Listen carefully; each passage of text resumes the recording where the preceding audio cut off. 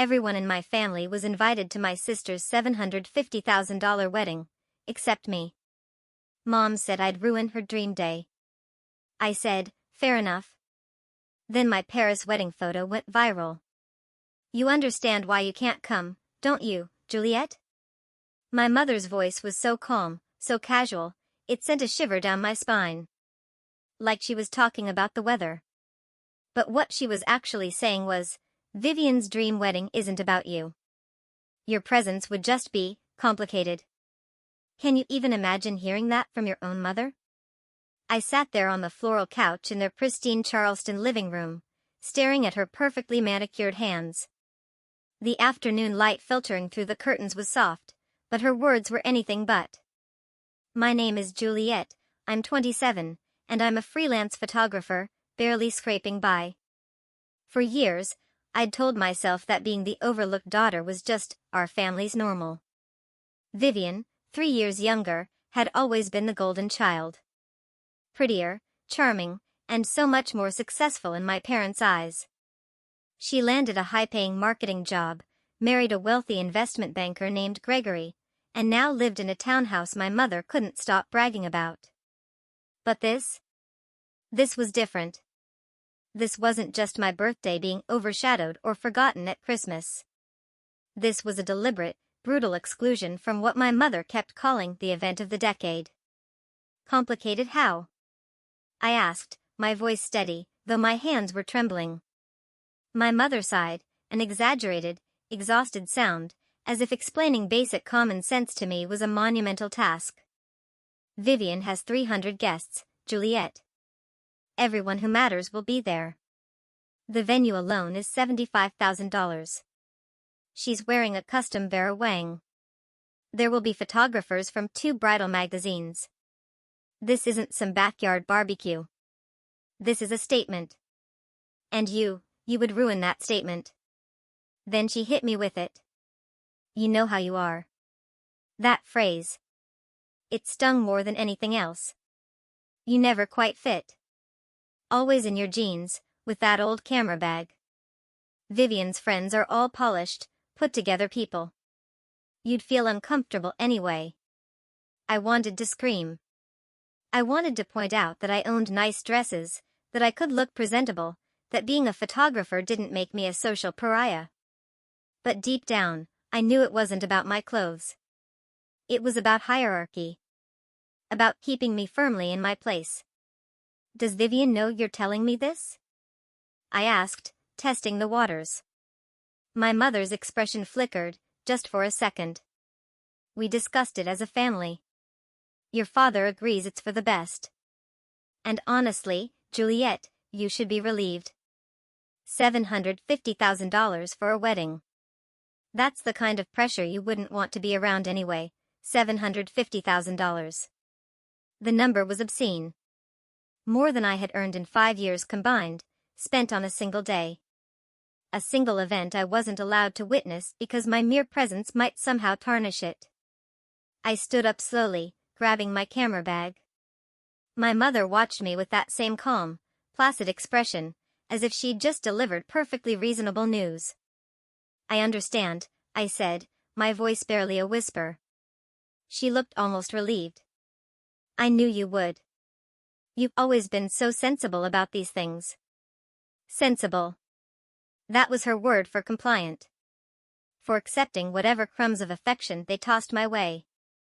I walked towards the door, my boots soft on the hardwood floor. Just before I reached it, I turned back. When is it? The wedding. June 15th. But Juliet, I really think it's better if, I just wanted to know from my calendar, I interrupted. I left before she could say anything else. As I drove away from their pristine colonial house, something shifted inside me. It wasn't anger, not exactly. It was clarity. Cold. Sharp. Unforgiving clarity about exactly where I stood in this family, and what I was truly worth to them. June 15th. 3 months away. 3 months they would spend preparing for Vivian's perfect day, while I was expected to simply disappear. to make myself conveniently absent so nobody would have to explain why the older sister wasn't there. I pulled into a coffee shop parking lot and just sat in my car, staring at my phone. Then I opened my banking app. My savings, $4,300. Not much, but it was mine. Money I had earned through my own work, my own skill. An idea began to form. Something reckless, bold, completely unlike the sensible, compliant Juliet my mother expected. If they didn't want me at Vivian's perfect wedding, fine.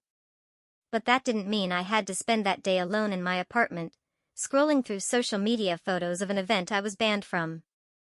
I opened my laptop and started researching. The idea consumed me over the next few weeks. I had always dreamed of visiting Paris. A dream tucked away, perpetually out of reach for someone living paycheck to paycheck. But as I looked at my savings, did the math, it was possible. Barely. But possible. Growing up, Vivian and I had been close, for a brief, beautiful window. Maybe 4 or 5 years of blissful normalcy before the favoritism became too obvious. I remembered blanket forts, sharing secrets under the covers. But around middle school, things shifted. Vivian discovered she had power. Our parents would choose her version of events over mine. She could get what she wanted by playing the victim. The first major incident was when I was 15, and she was 12. I'd saved for months from babysitting to buy a professional camera. When it arrived, Vivian threw a tantrum, screaming that I got something expensive while she got nothing. Within a week, my parents bought her a laptop that cost twice what my camera did. The pattern was set. In college, I worked part-time jobs while Vivian got a brand new car for her 18th birthday. My parents said their contribution to my education should be enough, never mind it barely covered textbooks. After graduation, as I struggled to build my photography business, Vivian landed her marketing job, immediately making more money than I could dream of. My parents' pride was palpable. Finally, their beautiful youngest daughter was proving her worth. Meanwhile, I was invisible, unless they needed me to photograph family events for free or watch their house. I should have been angry. And I was, beneath everything. But mostly, I was tired. Tired of hoping they might one day see me as equally valuable. Tired of making myself smaller so Vivian could shine brighter. 2 weeks after my mother's announcement, the official wedding invitation arrived. Addressed to my parents, it included a note listing who from the family was invited. Everyone. My parents, grandparents, aunts, uncles, cousins. Everyone except me. The omission was deliberate. Documented. I stared at that heavy card stock with its gold embossing, and something crystallized inside me. This wasn't an oversight. This was a statement about my worth in this family. That evening, I called my best friend, Kara. We met at a photography workshop 5 years ago and she was one of the few people who truly understood my family, without judgment. They didn't invite you? Kara's voice rose in disbelief when I told her. To your own sister's wedding? Apparently, I'm a distraction from her perfect day. That's insane. What are you going to do? I took a deep breath. I'm thinking about going to Paris. During her wedding weekend. Silence. Then, tell me more. I've been researching. There's a photographer in Paris who does high-end bridal-style shoots for travelers. Custom gown, professional hair and makeup, sunrise shoot at the Eiffel Tower. It's expensive. But I can afford it if I'm careful. You want to have your own wedding shoot, without a wedding?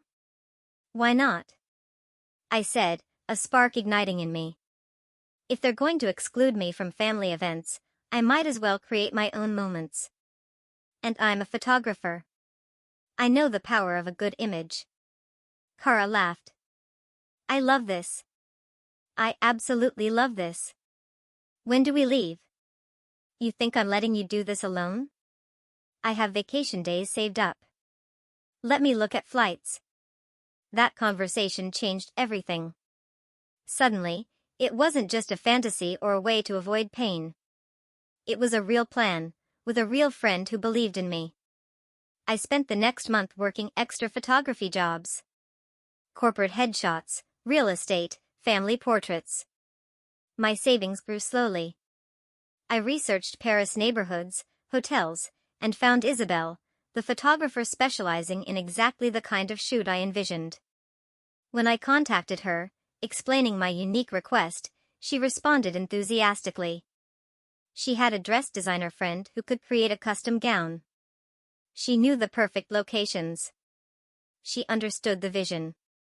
The dress alone would be $1,500. The photography package, another $2,000. Flights and hotel for Kara and me, roughly $3,000. Hair and makeup, $300. It all added up to more money than I had ever spent on myself at once. But every time I hesitated, I thought about that invitation, my name conspicuously absent. I thought about my mother's casual dismissal, her certainty that I would simply accept being erased from this family milestone. 3 weeks before Vivian's wedding, I booked everything. Flights, hotel, photography session, dress measurements sent. It was happening. I didn't tell my family. They didn't ask what I'd be doing that weekend anyway. I'm sure they assumed I'd spend it quietly at home, maybe seeing a movie, working on my portfolio. Definitely not making any waves. But I told Kara everything as we planned, and she was almost more excited than I was, researching Paris cafes and planning what we'd do beyond the shoot. This trip became something bigger than just a response to exclusion. It became an act of reclaiming my own narrative. My phone buzzed one evening in late May. It was a text from Vivian. The first direct communication since wedding planning began. Mom said you understood about the wedding. I appreciate you being mature about it. It's nothing personal.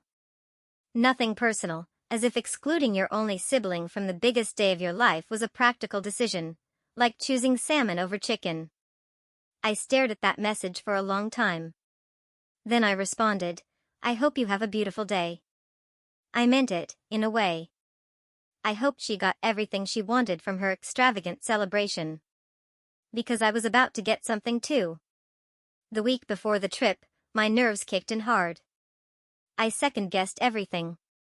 Was I being petty? Was this just expensive revenge that would leave me broke and hollow? What if nobody even cared about my Paris photos? But then my mother called, and those doubts evaporated. Vivian is so stressed, she said, launching into conversation without preamble. The final alterations on her dress aren't quite right. And the florist had to substitute 2 types of roses. Can you imagine? After all the planning, these little disasters. That sounds frustrating, I said, carefully. She's handling it well, though. She's such a professional. Gregory's mother is hosting a luncheon tomorrow for the wedding party and immediate family. It should be lovely. Immediate family, a category I apparently no longer belong to. I'm sure it will be nice, I said. Are you working that weekend? The wedding weekend? My mother asked.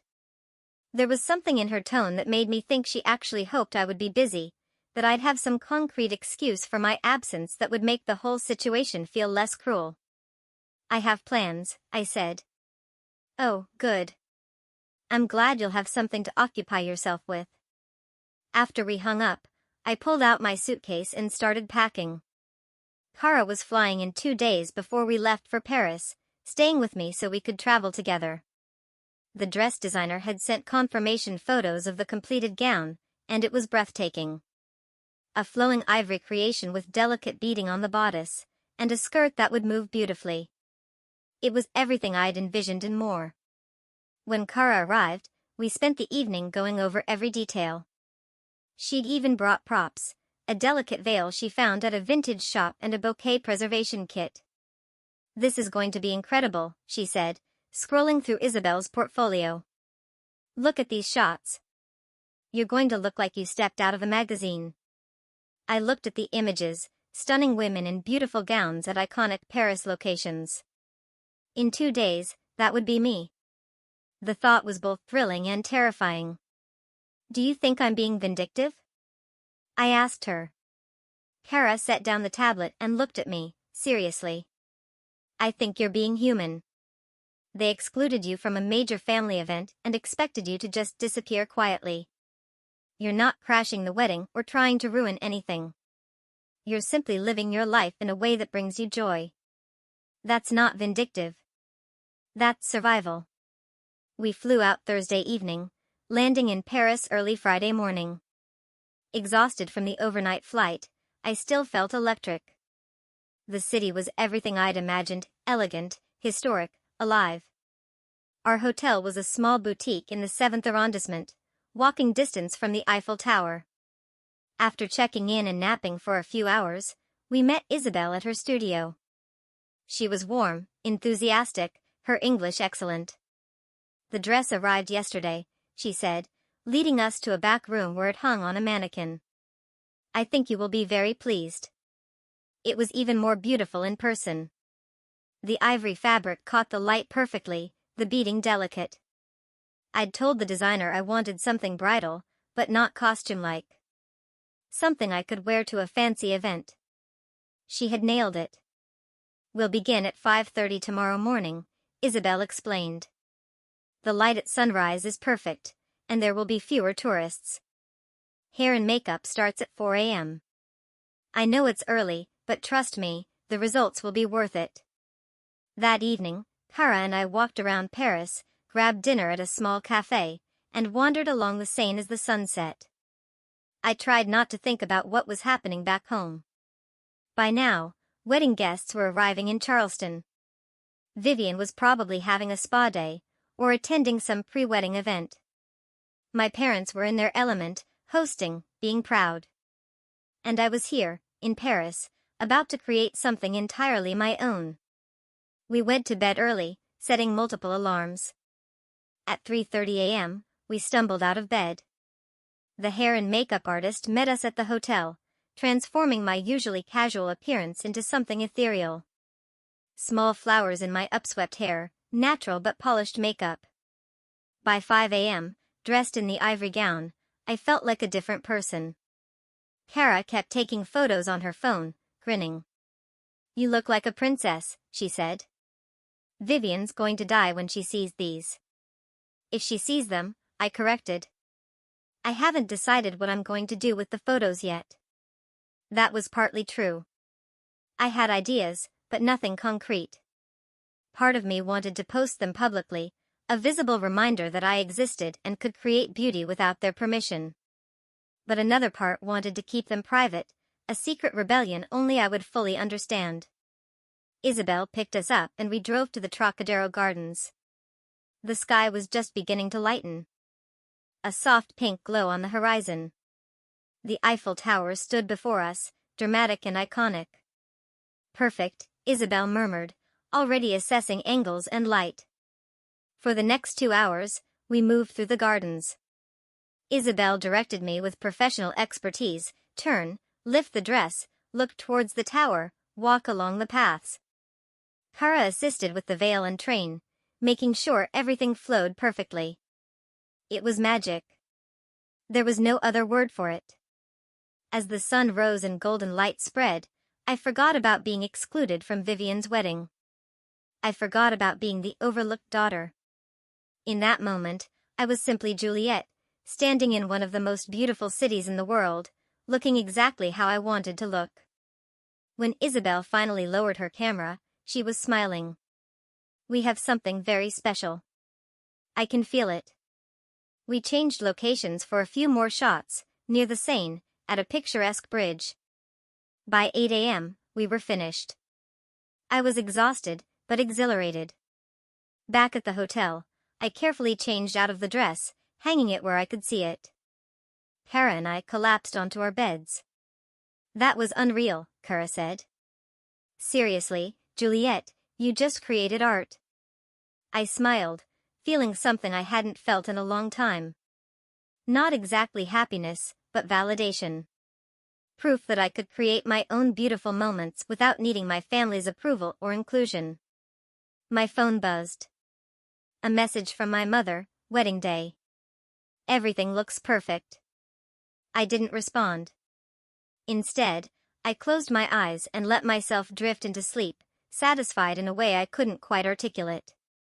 Tomorrow, I would see the photos. Tomorrow, I would decide what to do with them. Tomorrow, everything might change.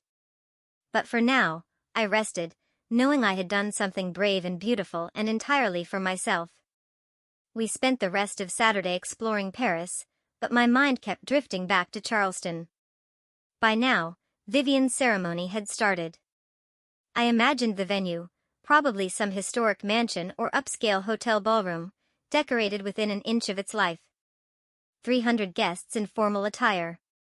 My parents greeting everyone with proud smiles, playing the role of perfect in-laws to Gregory's wealthy family. And nobody would mention me. Nobody would ask where the older daughter was. If they did, my parents probably had a prepared answer. Oh, Juliet couldn't make it. Work commitments. Something vague and dismissive that would shut down further questions. Kara noticed my distraction as we sat at a cafe in the Latin Quarter that evening. You're thinking about it. Hard not to, I admitted. I keep wondering if anyone even noticed I'm not there. Their loss, Kara said firmly. And honestly, after what we did this morning, after those photos we're going to see tomorrow, you won. You already won. I wanted to believe her. But there was a hollow feeling in my chest that wouldn't quite go away. It wasn't jealousy of Vivian's wedding, not exactly. It was grief. Grief for the family relationship I had always wanted, but never had. Grief for being the daughter who wasn't worth including. Sunday morning, we met Isabel at her studio to review the photos. She had a large monitor set up, and as she pulled up the first image, I gasped. It was me, but somehow more than me. The morning light created an almost otherworldly glow. The Eiffel Tower rose behind me, perfectly framed. The dress flowed around me like water, frozen in time. My expression was serene, confident, beautiful in a way I had never seen myself before. Keep going, Kara breathed, leaning forward. Isabel clicked through image after image. Each one was stunning. Some dramatic, with dark silhouettes against the lightning sky. Others soft and romantic, with the veil catching the breeze. There were close-ups showing the dress details, and wide shots capturing the scope of the location. These are professional quality, I said, my voice catching. These could be in magazines. Isabel smiled. They should be. You have a gift for the camera, Juliet. Many people freeze or look artificial, but you understood the assignment. You embodied the vision. We selected the best images for final editing. Isabel promised to have them ready by Tuesday, our last full day in Paris. As we left the studio, Kara grabbed my arm. You need to post these. I know you're hesitant, but these are too good to keep private. I don't know, I said. What if it seems like I'm trying to upstage Vivian? What if it does? Kara challenged. She excluded you from her wedding. She doesn't get to control how you spend your time or what you share about your own life. These photos aren't about her. They're about you. We spent Sunday and Monday being tourists, visiting museums, eating incredible food. But my mind kept returning to those images. Kara was right. They were too beautiful to hide. And more than that, I had worked hard for them. I had saved money, planned extensively, taken a risk. Why should I diminish my own achievement because it might overshadow my sister? By Monday evening, I had made a decision. When Isabel sent the final edited images Tuesday morning, I would post one. Not to hurt Vivian, but simply to share something I was proud of. If my family had a problem with that, well, they should have thought about that before excluding me. Tuesday afternoon, the edited photos arrived in my inbox. Even more stunning with Isabel's professional editing. The colors rich, the lighting perfect, every detail polished. I spent an hour choosing which one to post. Finally, I settled on an image taken right as the sun broke the horizon. I stood in profile, looking toward the Eiffel Tower, the dress catching golden light. The composition was perfect, the mood both romantic and powerful. Now came the caption. I typed and deleted several versions, trying to find the right tone. Not bitter, not angry, but confident. Finally, I settled on something simple, no invite needed to shine brighter. I stared at those words for a long time. They were pointed enough that my family would understand the reference, but vague enough that most people wouldn't. It was my truth, delivered with grace rather than rage. I posted it to Instagram at 7 p.m. Paris time, which was 1 p.m. in Charleston. Vivian's wedding had been Saturday, so by now she would be on her honeymoon, or at least in the immediate post-wedding glow, probably posting her own professional photos. I closed the app immediately after posting, too nervous to watch the reactions roll in. Kara and I went to dinner, trying to distract ourselves with wine and conversation. But by the time we got back to the hotel 2 hours later, my phone was exploding with notifications. The post had already gotten over 2,000 likes, far more than anything I had ever posted before, and the comments were pouring in. This is absolutely stunning. Where is this dress from? I need it. Paris goals. You look like a fairy tale princess. I scrolled through dozens of similar comments, my heart racing. Then I saw messages from people I actually knew, distant cousins, old school friends, even a few professional contacts. All expressing amazement. But nothing from my immediate family. Not my parents, not Vivian. Radio silence from the people who should have cared most. It's going viral, Kara said, looking at her own phone. Look, someone already shared it to a wedding inspiration page. They're calling it a solo bridal photoshoot and asking if this is a new trend. I checked the share count, already over 300 shares and climbing. Within the wedding photography community I followed online, people were talking about it. Someone had tagged several bridal magazines, suggesting they feature the shoot. This is insane, I whispered. This is actually going viral. Kara was grinning. You created something people respond to. This is what happens when genuine emotion meets professional quality. People can feel the authenticity. We stayed up late watching the numbers climb. By midnight Paris time, the post had 5,000 likes and had been shared over 1,000 times. A major wedding blog had reached out, asking to feature it. 2 photographers wanted to know who had shot it so they could credit Isabel. A dress designer asked about the gown. And still, nothing from my family. I went to bed that night with my phone buzzing constantly with new notifications. It should have felt triumphant, but instead, I felt strangely empty. I had wanted validation, proof that I mattered, and I was getting it from thousands of strangers. But the people whose recognition I craved most remained silent. Wednesday morning, we packed for our flight home. My post was still gaining traction. Overnight, it had been picked up by a major lifestyle website with millions of followers. They had written a short article about the solo wedding shoot trend taking social media by storm, featuring my photo prominently. The numbers were staggering now, over 15,000 likes, nearly 5,000 shares, comments in multiple languages. People were asking where to book similar shoots, tagging friends, sharing their own stories of being excluded from family events. I had unintentionally tapped into something bigger than my personal grievance. It resonated with people who had felt overlooked, dismissed, or excluded. My photo wasn't just pretty, it represented reclaiming your own narrative when others tried to write you out of the story. On the flight home, exhaustion caught up with me. I slept most of the way, my phone on airplane mode. Kara kept checking her phone during layovers, giving me updates. A bridal magazine wants to interview you, she reported at our connection in New York. And someone from a morning show reached out. They want to do a segment on solo celebration shoots. That's crazy, I said. I'm not qualified to speak about trends. I just wanted nice photos. You started something, Kara insisted. Whether you meant to or not. We landed in Charleston late Wednesday evening. I had several missed calls from my mother and a string of texts from Vivian.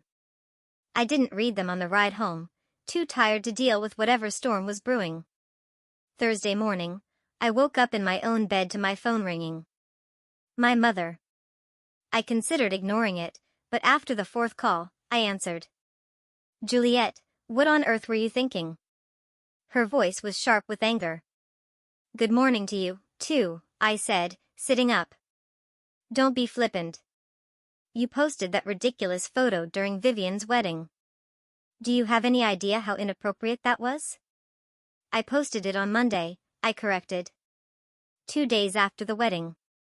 It doesn't matter when you posted it. It's everywhere now. People keep sending it to Vivian, asking if you're her sister, asking why you weren't at the wedding. You've completely overshadowed her special day.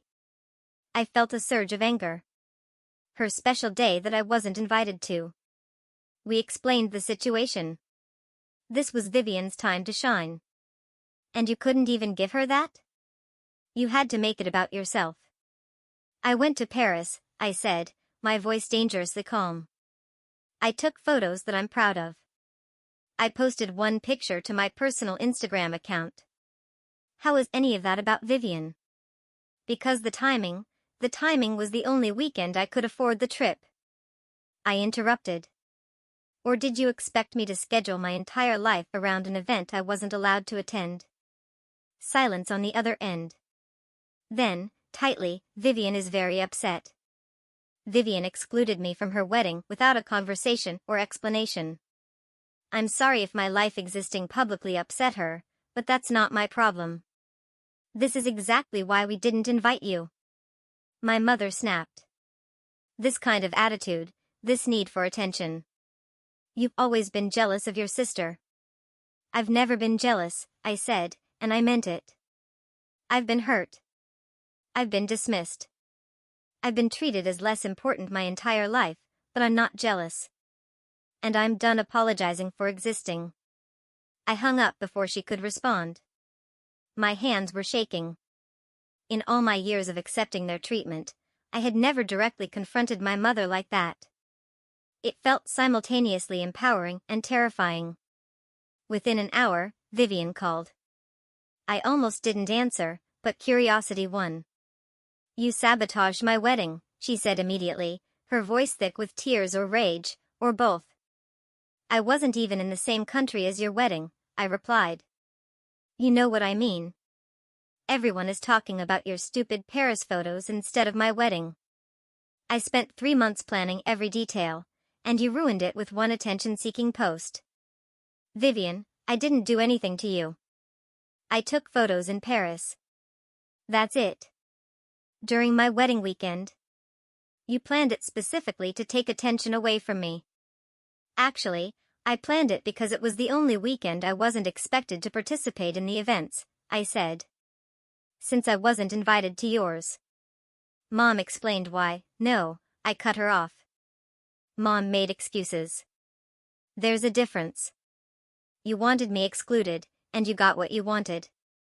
But you don't get to control what I do with my own life and my own social media. I barely got any engagement on my wedding photos. Vivian wailed, definitely crying now. 200 likes. My wedding photographer's post got even less. But your stupid fake wedding shoot has gone viral. Do you know how that feels? Part of me wanted to feel sympathy, but a larger part felt nothing but cold satisfaction. I imagine it feels like being told you're not good enough to attend your sister's wedding, I said quietly. Like being erased from family photos and events.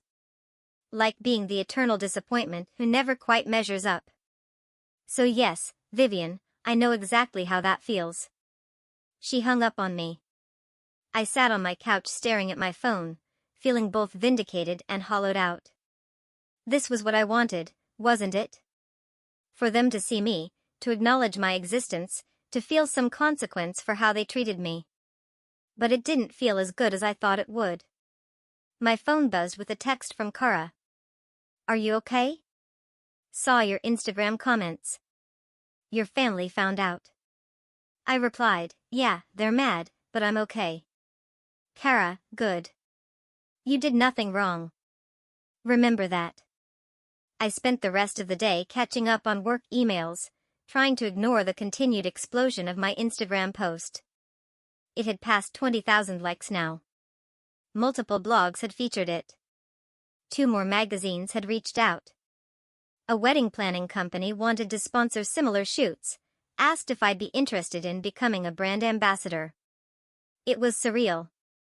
I had gone to Paris to create one beautiful moment for myself. And somehow, I had accidentally launched a social media movement. People were posting their own solo celebration photos using hashtags like #ShineWithoutPermission and #MyOwnNarrative. Friday afternoon, an unknown number called. I almost ignored it, but something made me answer. Is this Juliet? This is Melissa from Bridal Dreams magazine. We'd love to feature your photo shoot in our next issue and do a full interview about the experience. Bridal Dreams magazine.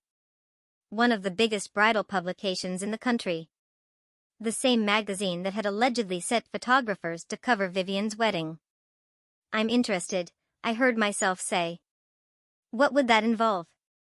As Melissa explained the opportunity, I realized this was bigger than I had imagined. They wanted a 4-page spread. Professional treatment. My story, told in my own words. They were calling it a new kind of celebration, when you're your own guest of honor. After we hung up, I sat in stunned silence. Then I started laughing.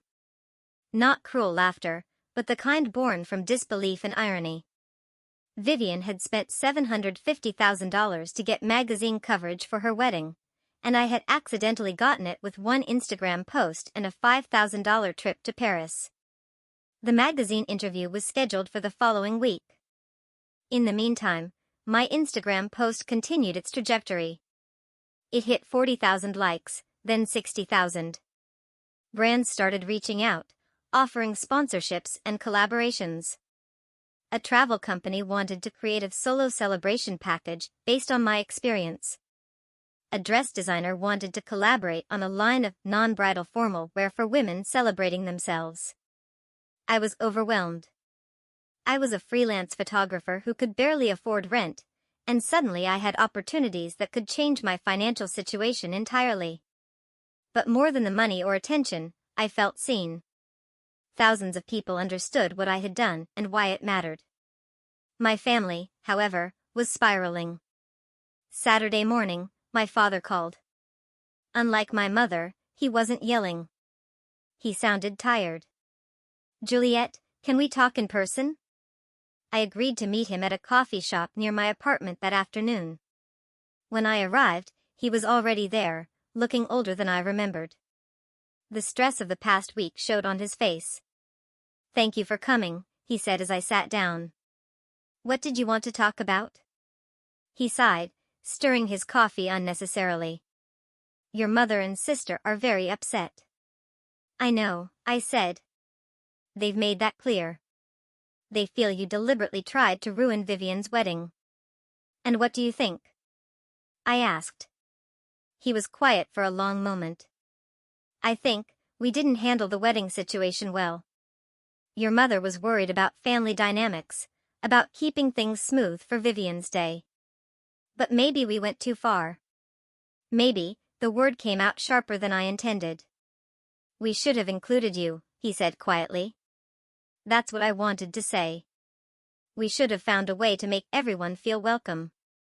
But you didn't. No, we didn't. He looked at me directly for the first time. And I'm sorry for that. I should have stood up for you, and I didn't. It was the first apology I had received from anyone in my family.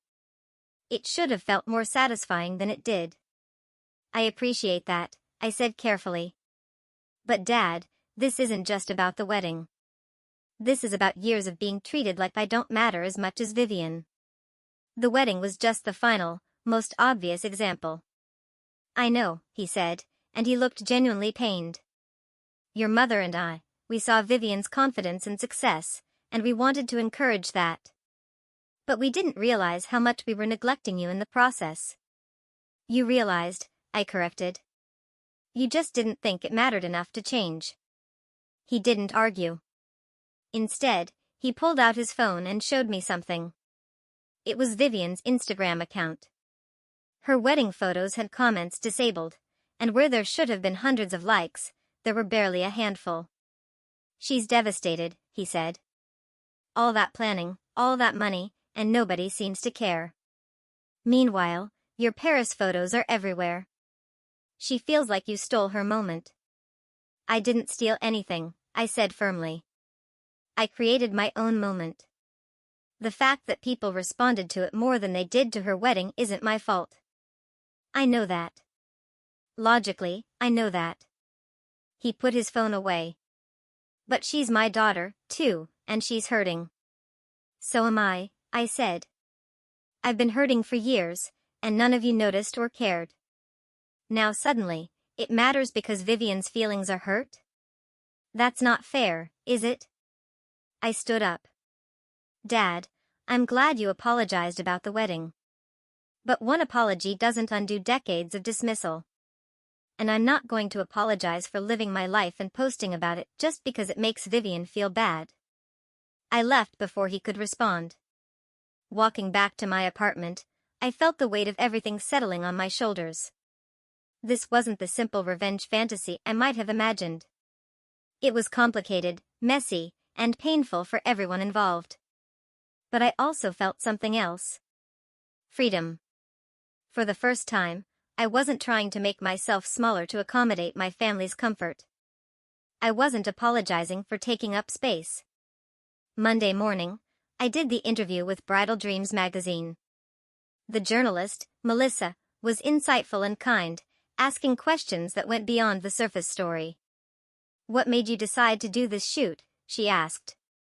I wanted to create something beautiful for myself, I said. I spent so much time waiting for permission to be celebrated, waiting to be seen as valuable. This was me giving myself that permission. And the timing, during your sister's wedding weekend? That was the weekend I had available, I said honestly. And symbolically, it felt right. She was having her perfect day with everyone's attention and approval. I was creating my own perfect day without needing anyone's permission. The article came out 3 weeks later. They had done a stunning layout with several of Isabel's photos, and the interview was thoughtful and well written. The response was immediate and overwhelming. My Instagram followers jumped from 2,000 to over 100,000 in 1 week. But the real impact was in my inbox, letters and messages from women sharing their own stories of feeling overlooked, excluded, or dismissed by family. Many had gone on to create their own moments of celebration, inspired by my parachute. I read every message, often with tears in my eyes, realizing that my personal act of defiance had become something much larger. A week after the magazine came out, Vivian showed up at my apartment unannounced. I almost didn't let her in, but curiosity won again. She looked different, smaller somehow, less sure of herself. The confidence that had always defined her seemed shaken. Can we talk? She asked. I stepped aside to let her in. We sat in my small living room, an awkward silence stretching between us. I read the magazine article, she finally said. The things you said about feeling excluded, about not being celebrated. What about them? I never thought about it like that. From my perspective, I was just living my life, being successful, getting what I worked for. I didn't realize. She trailed off, looking uncomfortable. Didn't realize what? I prompted. That you felt so invisible, that we made you feel that way? I waited, saying nothing. I'm not apologizing for my wedding, Vivian continued, some of her old defensiveness returning, or for my life. But I am sorry that you felt excluded for so long that you had to go to Paris alone to feel celebrated. It wasn't a perfect apology.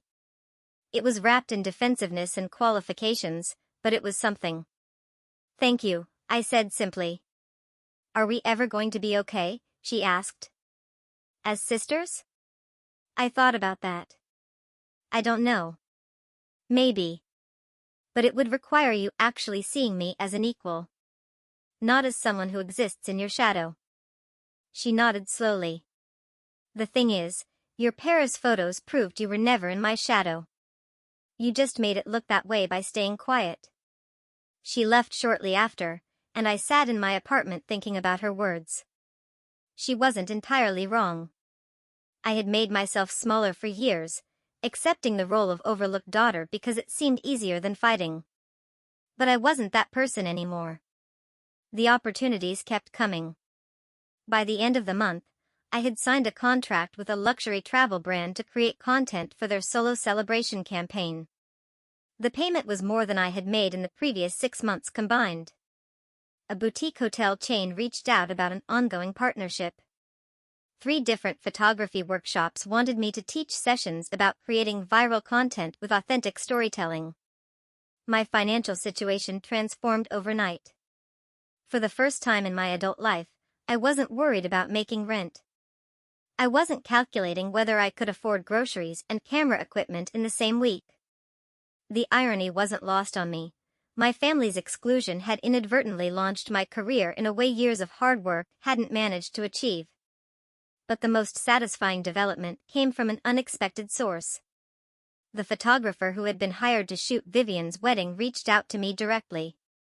Her name was Catherine, and her message was professional but pointed. I wanted to introduce myself, she wrote. I was contracted to photograph your sister's wedding and provide images to Bridal Dreams magazine for their coverage. However, after your photo shoot went viral, the magazine decided to cancel the planned feature of Vivian's wedding. They said the narrative had shifted to solo celebrations and a traditional, high-figure wedding no longer fit their editorial direction. I thought you should know, as it seems your family has been blaming you for the lack of coverage. The truth is, the magazine made a business decision based on what their readers were responding to. Your photo shoot simply resonated more than a conventional luxury wedding.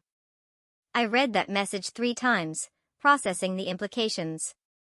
Vivian hadn't just lost social media engagement. She had lost the magazine feature she had apparently been counting on, the one my parents had probably used to justify the enormous expense. I should have felt triumphant. Instead, I felt something more complex. Not quite guilt, but an awareness of the collateral damage my one decision had created. I hadn't meant to cost Vivian her magazine feature. I had simply posted a photo I was proud of. But intentions didn't change outcomes. That evening, my mother called again. This time, her tone was different. Not angry, but almost pleading. Juliet, Vivian is not doing well. This whole situation has really affected her.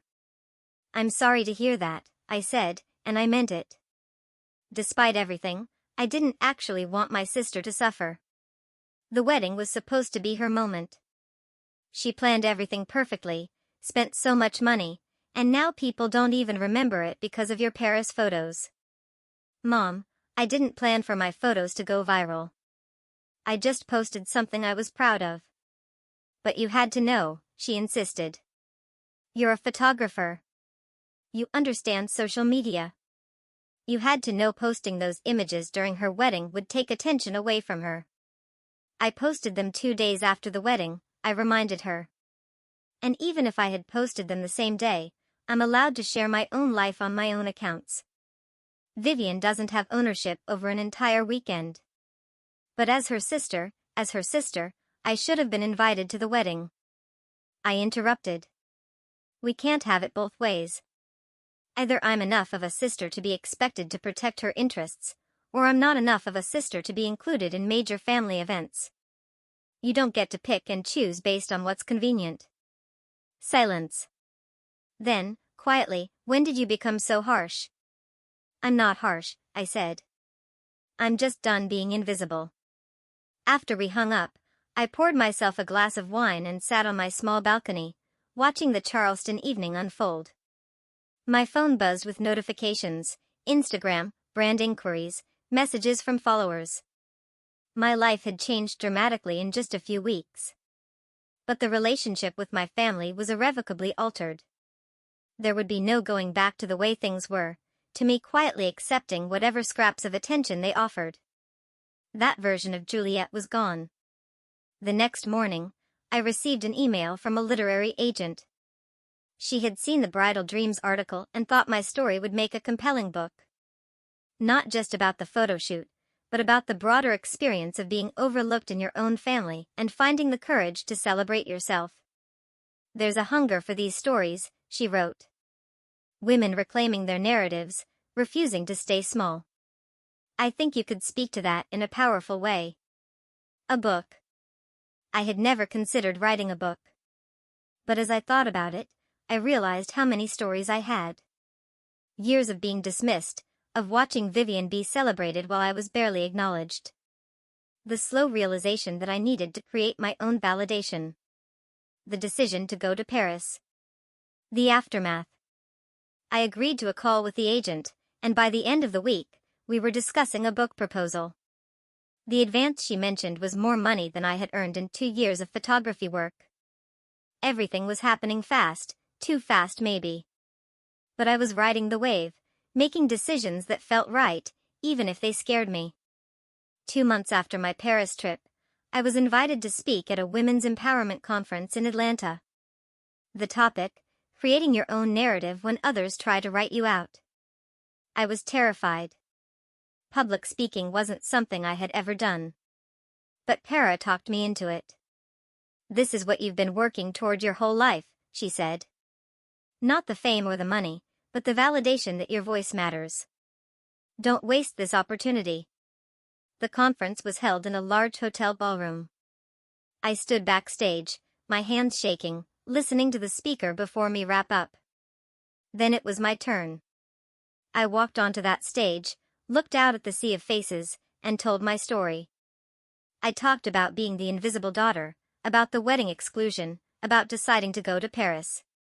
I showed the photos, talked about the viral response, discussed the complicated aftermath. And when I finished, the applause was thunderous. Women came up to me afterward, sharing their own stories of family exclusion, of being overlooked, of finding the courage to celebrate themselves. Several were crying. Many hugged me. You made me feel less alone, one woman said. I thought I was the only one whose family treated them like this. That night in my hotel room, I reflected on how far I had come. 3 months ago, I was the excluded sister, hurt and invisible. Now I was someone whose story resonated with thousands of people. But I still felt the ache of family disconnection. Success didn't erase that pain. It just made it more complicated. The book deal was finalized in September, 4 months after my Paris trip. My agent had negotiated a substantial advance, and the publisher wanted the manuscript completed within a year. I was both thrilled and terrified. Writing about my experiences meant fully confronting everything I had spent years trying to minimize. My parents' reaction to the book news was predictable. My mother called, her voice tight with anxiety. You're writing a book about the family, Juliet? That's incredibly invasive. We have a right to privacy. I'm writing about my experiences, I corrected. My story, my perspective. You don't get to control that. But you'll make us look bad. You'll tell everyone about the wedding situation. I'll tell the truth about my life, I said. If that makes you look bad, maybe you should have treated me better. She hung up without another word. Vivian's response came via text. I can't believe you're doing this. Profiting off family drama.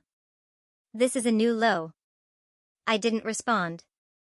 There was nothing to say that wouldn't escalate into another argument. But the distance from my family, while painful, was also liberating. I was building a life that didn't require their approval. I was creating success on my own terms. In October, 6 months after Paris, I was invited to appear on a national morning show to discuss the solo celebration movement that had emerged from my viral post. The segment was titled, Why Women Are Celebrating Themselves, and I was nervous about how they would frame the story. The interview went better than I expected. The host was warm and genuinely interested in the psychological aspects of family exclusion and self-validation. When she asked about my sister's wedding, I was careful with my words. The exclusion hurt deeply, I explained, but it also clarified some things for me. I realized I had been waiting my whole life for my family to see me as valuable, and I finally understood that I didn't need their permission to celebrate myself. "And your relationship with your family now?" the host asked. "Complicated," I admitted. "We're in a difficult place, but I'm at peace with that, because I'm no longer sacrificing my own well-being to maintain a relationship that was never healthy to begin with." After the show aired, my Instagram followers jumped to over 300,000.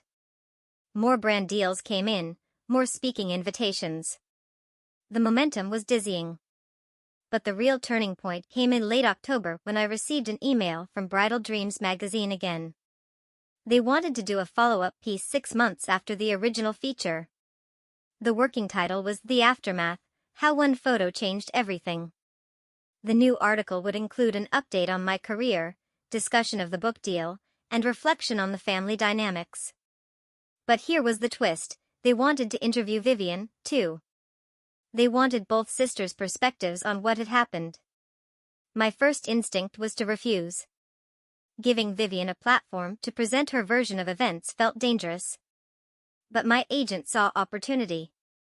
"This could actually be powerful," she said. "If you're confident in your truth, let her speak. The contrast will be revealing." I agreed, with conditions. I wanted to see Vivian's interview before publication. I wanted the right to respond to any false claims. The magazine agreed. 2 weeks later, they sent me the transcript of Vivian's interview. I read it with a mixture of anger and sadness. She portrayed herself as the victim of my jealousy. Someone whose perfect day had been deliberately sabotaged by a bitter older sister. She claimed I had always been envious of her success, that I had posted the Paris photos specifically to hurt her, that my entire Paris trip was calculated revenge. But what struck me most was how little accountability she took. In her version, she bore no responsibility for the exclusion. That was entirely my parents' decision, and she had simply gone along with it. The lack of empathy in her words was stark. I wrote my response carefully. I didn't attack Vivian directly. Instead, I focused on facts: the timeline of events, the years of being treated as less important, the invitation list that excluded only me, the decision to use that weekend for self-celebration because I wasn't included in family events anyway. "I can't control how my sister interprets my actions," I wrote. "But I can tell my truth. And my truth is that I spent 27 years being invisible in my own family. Going to Paris wasn't revenge. It was survival. It was choosing to celebrate myself when nobody else would." The article came out in mid-November, and it was explosive. The magazine had done an excellent job of presenting both perspectives without explicitly taking sides. But the reader comments made it clear who they believed. Thousands of people pointed out Vivian's lack of self-awareness, her refusal to acknowledge her role in the situation, her continued dismissal of my feelings. The older sister was excluded from a major family event and still found a way to celebrate life, one comment read. The younger sister had a $750,000 wedding and is mad that someone else got attention. Tell me who the real problem is. The article went viral in its own right. It was shared across social media platforms, discussed on podcasts, analyzed in think pieces about family dynamics and sibling rivalry. And through it all, Vivian remained silent on social media. Her Instagram, once full of carefully curated posts about her perfect life, went quiet. My parents didn't reach out. The silence should have felt like victory. Instead, it felt like the final severing of already damaged ties. In December, 8 months after Paris, I signed the lease on a new apartment. Not just any apartment. A beautiful 2-bedroom place in a historic Charleston neighborhood, with high ceilings and large windows, perfect for a home photography studio. I could afford it comfortably now, thanks to the brand deals and book advance. Kara helped me move in, and we celebrated with champagne on my new balcony overlooking the street. "You did it," she said, raising her glass. "You actually built a whole new life." "We did it," I corrected. "You were there for every step." "So, what's next?" "More travel content, the book, all of that," I said. "But also, I want to help other people tell their stories. Women who feel invisible, who need permission to celebrate themselves. I'm thinking about starting workshops, creating a platform for those voices." Kara smiled. "That's perfect. You found your purpose." Maybe I had. Not just in the success or the recognition, but in using my experience to help others feel less alone. The book was published the following June, almost exactly 1 year after my Paris trip. The title was Uninvited, Celebrating Yourself When Others Count You Out. The cover featured one of Isabelle's photos from Paris, me in the ivory dress with the Eiffel Tower behind me. The launch party was held at an art gallery in downtown Charleston. Over 200 people attended, friends, colleagues, followers who had become friends, women whose stories had intersected with mine through the solo celebration movement. Kara gave a toast that made me cry. My agent spoke about the power of authentic storytelling. My family was not there. I had sent invitations out of courtesy, not expectation. They didn't respond. The book was an immediate success. It hit bestseller lists within the first week. Reviews praised its honesty and emotional depth. Women shared it in book clubs, posted quotes from it on social media, wrote to me about how it had helped them process their own family trauma. But the success came with complications. My parents hired a lawyer, threatening to sue for invasion of privacy. Their lawyer sent a cease and desist letter, claiming I had defamed them. My publisher's legal team reviewed the book thoroughly and concluded that everything I had written was either factually accurate or clearly presented as my personal perspective, protected under freedom of speech. The lawsuit threat went nowhere, but it revealed how far apart we had grown. They were more concerned with their reputation than with understanding the pain that had led me to write the book in the first place. Vivian took a different approach. She wrote an op-ed for a website about being portrayed unfairly in someone else's narrative. She never mentioned me by name, but the subtext was clear. She positioned herself as a victim of my success, someone whose privacy had been violated for profit. The response to her op-ed was swift and largely unsympathetic. People pointed out that she could have reached out to repair the relationship privately, but had chosen instead to make public statements. They noted that she still hadn't acknowledged her role in the original exclusion. By summer, 1 year after Paris, I was traveling frequently for book tours and speaking engagements. I spoke at universities, women's conferences, corporate events about empowerment and authenticity. Each time I told my story, I saw recognition in the audience's faces. So many people understood what it felt like to be overlooked, to be made small by family dynamics. In August, I received an unexpected email. It was from a woman named Patricia, who identified herself as a family therapist specializing in sibling dynamics and parental favoritism. "I've used your story in several sessions with clients," she wrote. "It's helped them understand that choosing yourself isn't selfish, it's survival.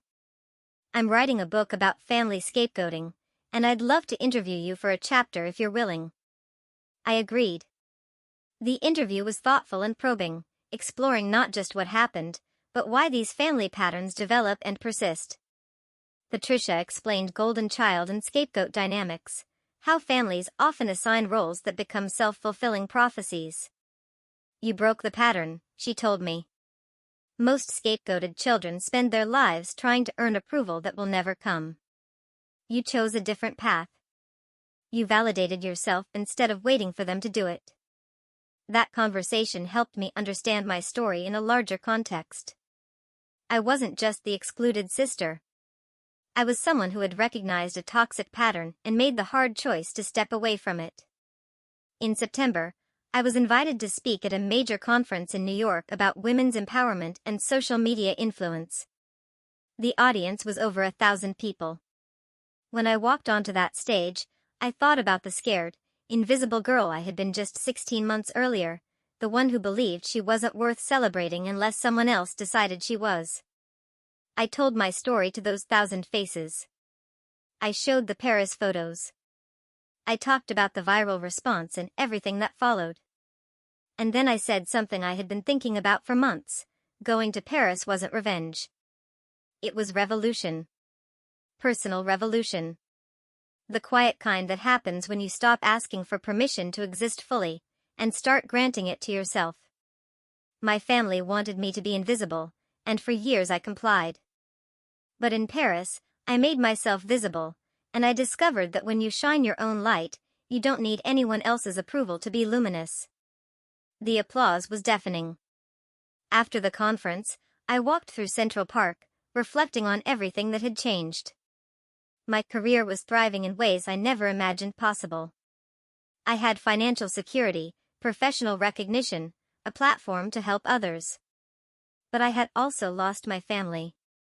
Or perhaps I had simply acknowledged a loss that had always existed. That evening, I received a text from an unknown number. When I opened it, I saw it was from Vivian. I saw your New York speech online. You were right about some things. I've been thinking a lot this past year. I'm in therapy now, working through my own issues. I'm not ready to talk yet, but I wanted you to know I'm trying to understand. It wasn't an apology. It wasn't a reconciliation. But it was acknowledgement. Maybe that was enough for now. I replied simply, I'm glad you're taking care of yourself. When you're ready to talk, I'm here.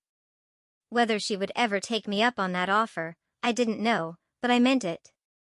I had built a life that didn't require her approval or presence. But there was still a part of me that hoped for healing. Not a return to the old dynamics, but something new and healthier. Months after the New York conference, the consequences of my family's choices became increasingly clear. My parents' social circle in Charleston had read my book, and many had distanced themselves, uncomfortable with the revelations about how they had treated me.